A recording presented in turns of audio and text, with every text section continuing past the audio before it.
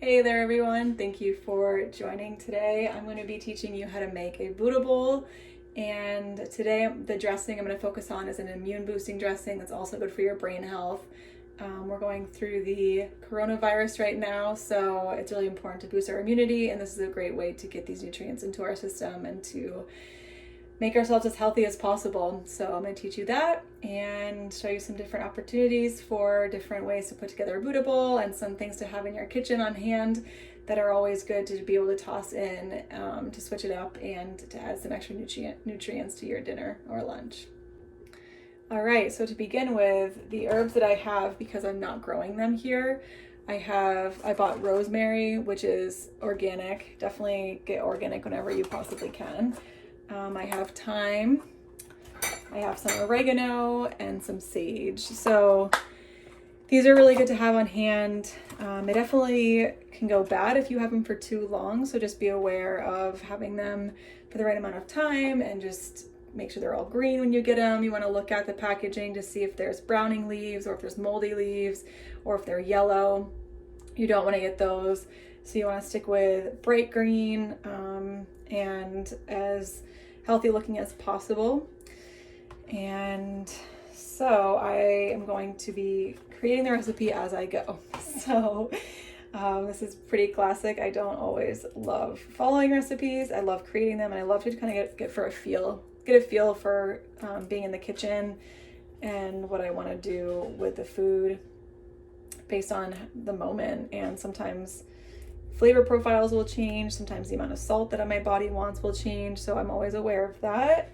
I just tune in and create and just trust that the amount that I'm using is the proper amount, and then I can always adjust from there. So I definitely encourage you to learn how to tune into your body and just to play, just to have fun in the kitchen, because it's a really great opportunity to be creative and to enjoy the process of cooking. I know it can be really overwhelming for a lot of people. So this is a great way to reduce that if you're just enjoying being in the kitchen. So I'm gonna get some oregano here. Definitely want to make sure you wash all of your herbs too. A lot of times it's easier to get them off the stems and then rinse them off in your hand and just give them a good squeeze that way. That also works too if you don't want to wash them all, or whatever flow is good for you, just go with it. So oregano has a lot of antimicrobial, antibacterial properties, antiviral. It's really good for the immunity in particular. So I'm definitely adding in a decent amount of oregano into this recipe.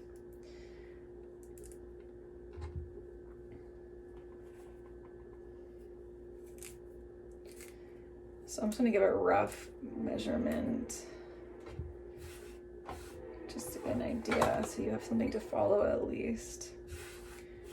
Okay, so this is a little bit less than a third of a cup. Okay, toss that in the Cuisinart. Put oregano aside. We'll get some sage. So sage helps with memory, helps to keep the acetylcholine going in our brains, which helps with, like I said, the memory storage and the recall. That's a neurotransmitter that we want to support, and sage does that, and it's really cool that just a kitchen herb that you can get at the store is amazing for our brain, and it's not too expensive. You can also grow it really easily, especially on the East Coast or West Coast. You can grow on the East Coast as well. So I highly recommend getting some kitchen herbs going. You can grow them in your house if you want to, if you don't have a big place for it. Outside, you can get a little garden box too, where you can start some herbs.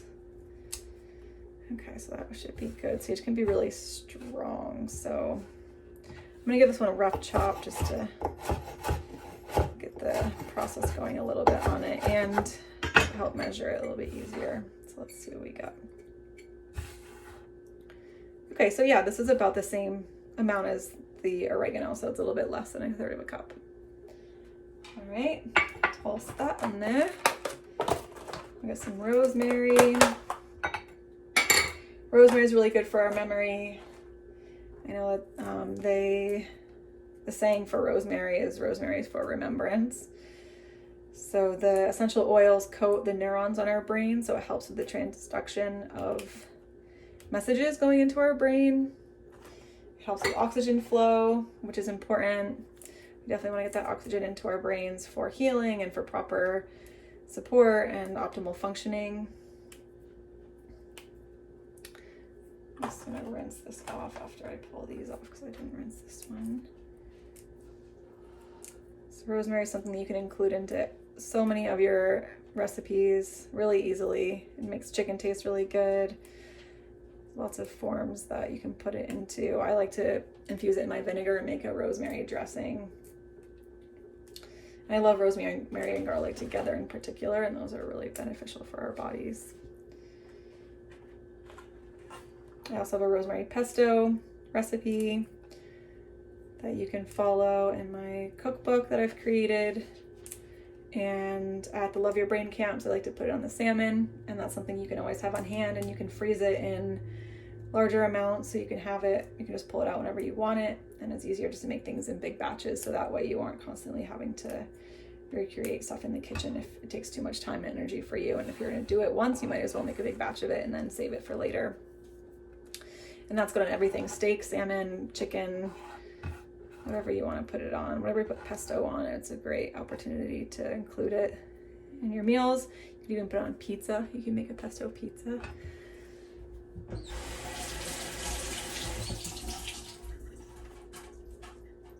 Okay, so that is, let's see.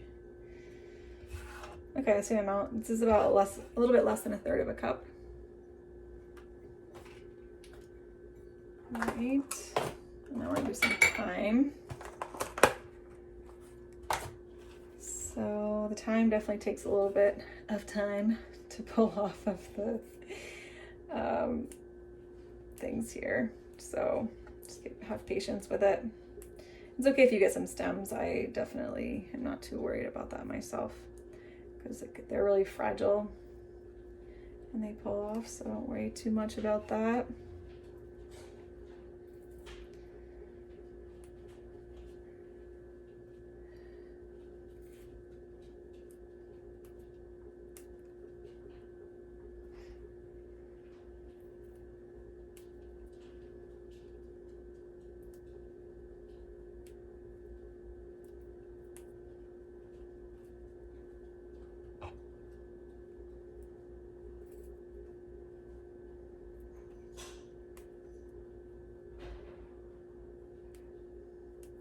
And what I like to do too with the stems is I like to keep them, and I put them into my frozen bag of stock. All the frozen veggies, the ends and pieces that I normally are tossed out, I put into a bag and stick it in the freezer.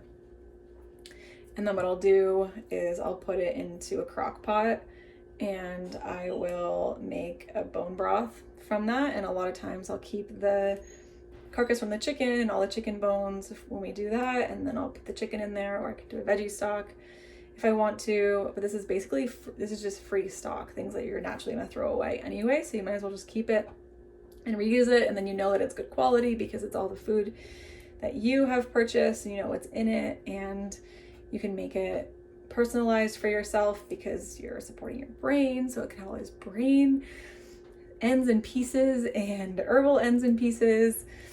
So it can be really a good way to nourish your body in other ways. And if you add in bones to it, bone broth is really good for the gut, and it's really good for traumatic brain injury in particular.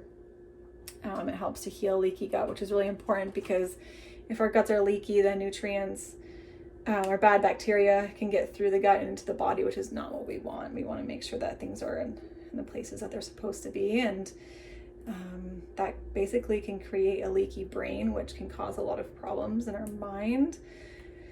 So we really want to make sure to support our gut health the best that we can when healing our brains. And really with everything, gut health is extremely important. There's a lot of research out there with the gut brain connection on behavioral stuff, and a lot of anxiety and depression can go down with gut support. So instead of just healing the brain, we're realizing that we actually need to heal the gut as well. All right, so a a little bit more this time. All right, I'm gonna rinse this one off as well. This one isn't quite as much, but that's all right.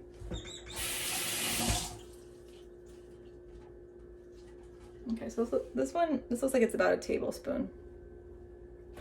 I probably would put more in there, but for the sake of this, I'm gonna leave it at that amount so it doesn't take too long to do.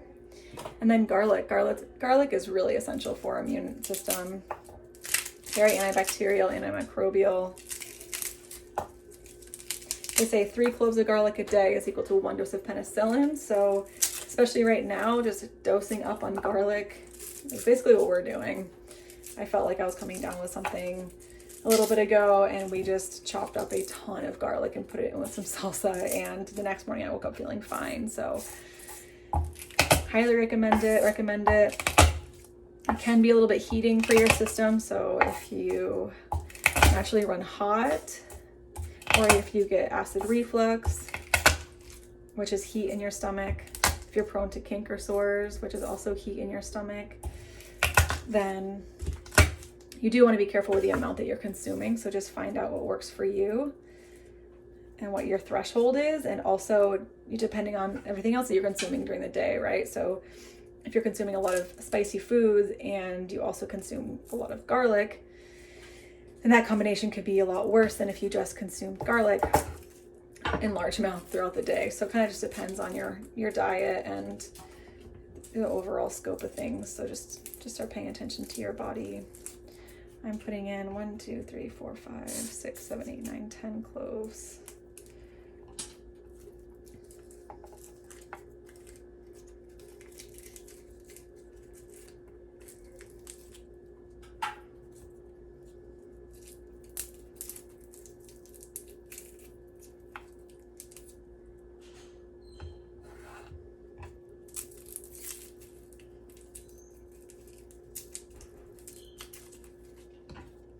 I'm gonna cut off the ends here, the hard ends. And then if you chop up garlic and let it sit for 5 to 10 minutes, then the components that are beneficial for our body are activated. And so that's much more beneficial than just adding it directly in there. So I should have done that first. I would definitely recommend doing that prior to everything else. And then by the time you're done with everything else, your garlic will be ready to go. It's a rough chop.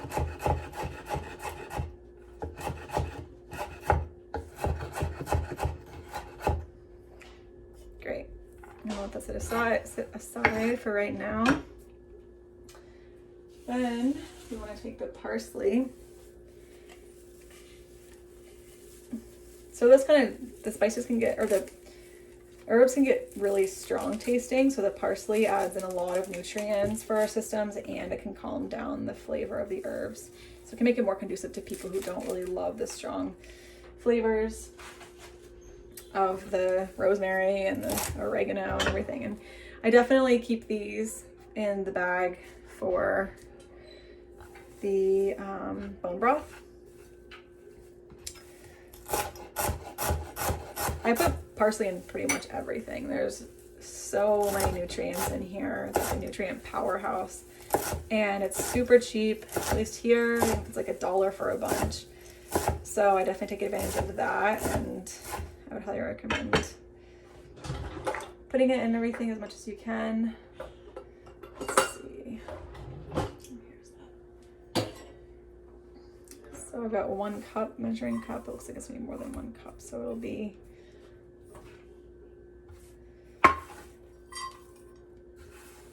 So it's about 2 cups of parsley. Okay. Cool. So, let's see. Salt. All right, so I'm gonna just put in a couple of pinches of salt. Not too much, because you can always add in more.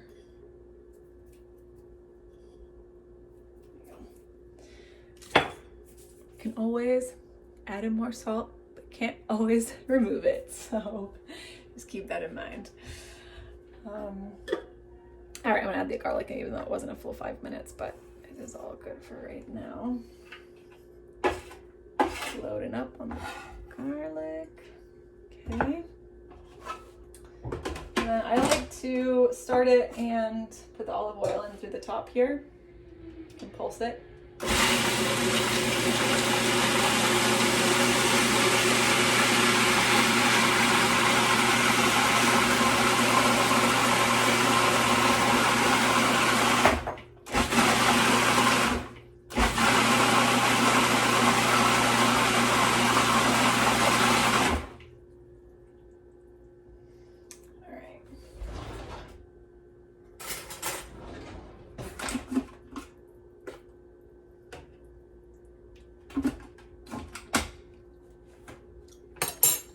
Great, so basically that could use, could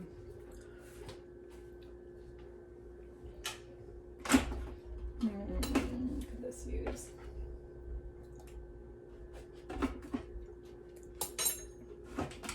Definitely.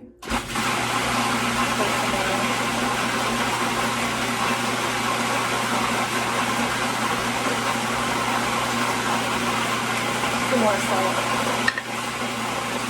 Generally the case.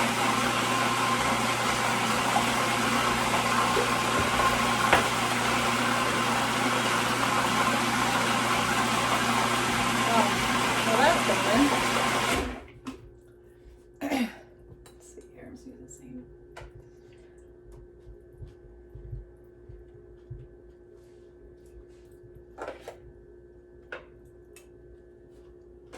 Well, play around with it.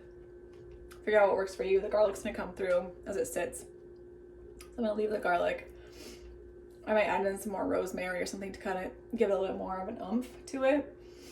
But definitely it's a good place to start, and it's not too overwhelming for people who don't really love overwhelming flavors. So try that recipe and see what you think. So this is a pesto. I think that this will be great on the Buddha bowls. And so that's what we're gonna try it on and see how it goes. So I'm gonna scooch over to teaching you about the Buddha bowls and the process that I go with to create them and to have the food on hand and what that looks like. So I'll connect to you in a minute. All right, so to make the Buddha bowl, your essentials are greens always. Kale is a good one. You can do this raw, or you can chop it up and saute a bunch of it and then just heat it up when you want to eat it. Lettuce is a good one. So I go for the colors of food as much as possible, and so I always choose this red lettuce over just the green, and definitely over iceberg. Iceberg pretty much has no nutrients, so red leaf lettuce is what I always get, or spinach is a good one as well. I shredded up some beets. These are what I like to have in my Buddha bowl, and if I get a big bowl like this prepared, then I can just pull from it every time I want to eat a Buddha bowl. Carrots, again, the colors as much as possible. We had a whole chicken last night, so I have a bowl of chicken that I'm going to add into my Buddha bowl today. So it's a good way to use up your leftovers. So speaking of leftovers, we also have a half of a squash still, so I could cut this up and put it in there cold or hot, preferably hot. A little side note in Chinese medicine, leftovers are damaging to the spleen, the Chinese medicine spleen, and cold leftovers especially are damaging. So if you are going to be eating leftovers, then the more that you can heat them up, the better. So I will definitely heat this up to make sure to support my spleen. This is some other squash that we have, so I'll toss in some of that and heat that up. So I made a big batch of beans to have on hand for this week, and I just store that in a container. And the beans and rice, you really want to make sure that you soak and sprout them, because they have something on them called phytic acid, which prevents the complete breakdown in your body from happening. And it can be an anti-nutrient. It can basically leach your body from nutrients, and it just goes undigested. So it could also help reduce gas and everything that happens with beans. So I soak them generally overnight. I'll even soak them sometimes for a couple of days just to make sure that they're fully soaked, and I almost like to ferment them a little bit, depending, just because then it activates the enzymes to break things down a little bit faster prior to consuming them. So, and I try to go for the dried beans just because A, they're cheaper, and B, then I know that they're soaked and I can handle them the way that I want to. And then rice, same thing as the beans. I put them in a big container, I made a big batch yesterday. So we'll keep that in the fridge and then we can just pull from it when we need it. And then, so those are basically like, that's the basic, I would say, for the Buddha bowl. I mean, you don't have to do the shredded carrots and beets, but that's definitely something that I find to be the most nutrient dense for my body, and with the different colors, I try to go for that as much as possible, and these are just really readily available at a lot of grocery stores. So then from there, whatever toppings you want. So avocado is specific for brain health, all the good fats you really want, so I definitely try to include that. I like to do green onion. I like to add a little bit of pungent flavor to the bowls. That adds a little bit different, like a depth to the flavor. Cucumbers are always a good one. And then sauerkraut, I try to do fermented food as much as possible. It helps with our guts, helps get the good bacteria in our gut. So if you can get some sauerkraut, you can make it. This is homemade, it's super easy, or you can buy it pre-made, whichever you want. This is an idea that you could do. You could put sardines in there. Not a lot of people like sardines, but if you do, this could be a simple way to get some brain healthy nutrients into your body. There's a lot of omega-3s in sardines. There's also a lot of calcium because of the bones. And you always want to look for certified, wild caught, and sustainable. And so I actually got these at Costco, and I think this is a great brand as far as I'm aware. So, you know, especially from Costco. So this is what we've been going with. But definitely, again, look for the wild caught and sustainable. We have pumpkin seeds are a good one to have on hand. There's zinc and different nutrients in here that's beneficial for our brains. Hemp seeds are good to have on hand. They're expensive, but if you just sprinkle a little bit on there, especially if you're doing more of the beans and rice and less of the animal protein, then these are a complete protein within themselves. They're also really high in omega-3, so they're really good for our brain health. Sunflower seeds also have a lot of nutrients for us, and these are specifically sprouted. They're from a good company that soaks and sprouts all of their seeds. And so again, similar to the beans and rice, they're activated so the nutrients can be broken down in our bodies versus going through undigested and wreaking havoc in our systems.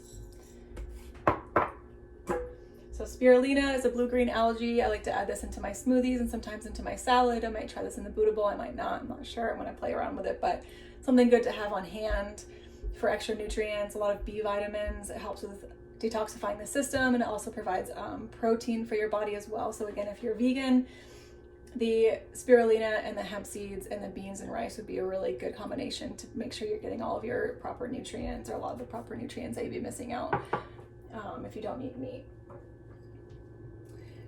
This is seaweed. This is dulse in particular. So this is really good for our thyroid, which is important to support. It's a good source of iodine, and if our thyroids aren't properly supported, then we can have a lot of problems with fatigue and weight gain, and even a cascading effect on our hormonal system. So we definitely want to make sure to support our thyroid. So I like to put seaweed into my Buddha bowl.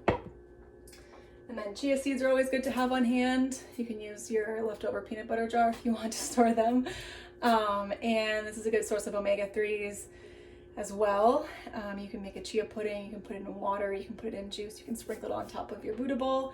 Ideally, these are best sprouted for a little while as well, because you want to make sure that you can get all the nutrients from these, or you can grind them up, and that also helps too. So what I would do is I would just grind them and then add that powder into the Buddha bowl or whatever I'm just sprinkling it on.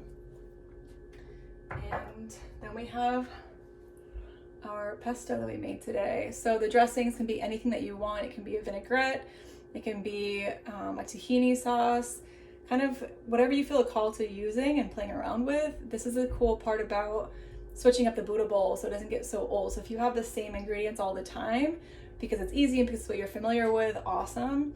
And then you might get sick of it because you use the same thing all the time. So the dressing is a really easy way to make it taste different and have it exciting, and you can try around different flavors and different ingredients. So I definitely recommend finding some fun recipes to play around with for yourself that you feel a call to do. And yeah, so that's a good thing. So that's pretty much that. I'm gonna put together a little Buddha bowl and then show you what it looks like.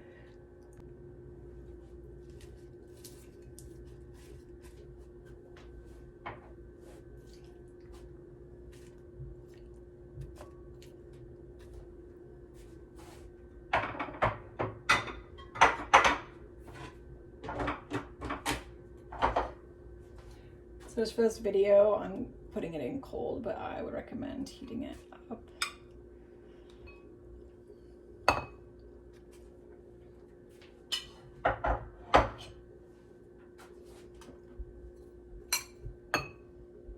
Beets also are really good for the liver. They help to detoxify it. So, and carrots are obviously good for your eyes, night vision in particular. Get that vitamin A. Cucumbers are really cooling. Good if you have a lot of heat in your body. So if you get a lot of the canker sores and stuff like that, cucumbers are good to add into your system. They create a balance of the cooling with the heat.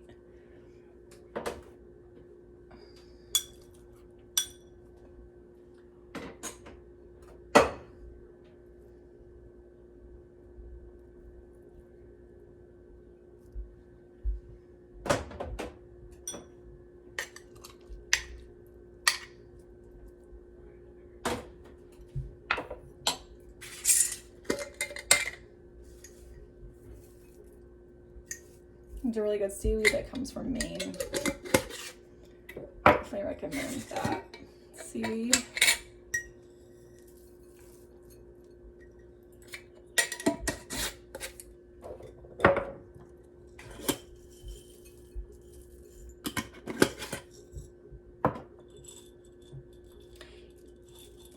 All right, so nice pesto here, and voila, done. I hope you all enjoy your Buddha bowls and can find some creativity in the kitchen that's fun and playful for you, as well as discovering how easy it is to eat healthy and to just not be so overwhelmed with cooking. So yeah, always know that I'm here to help. If you have any questions, just don't hesitate to reach out, and enjoy.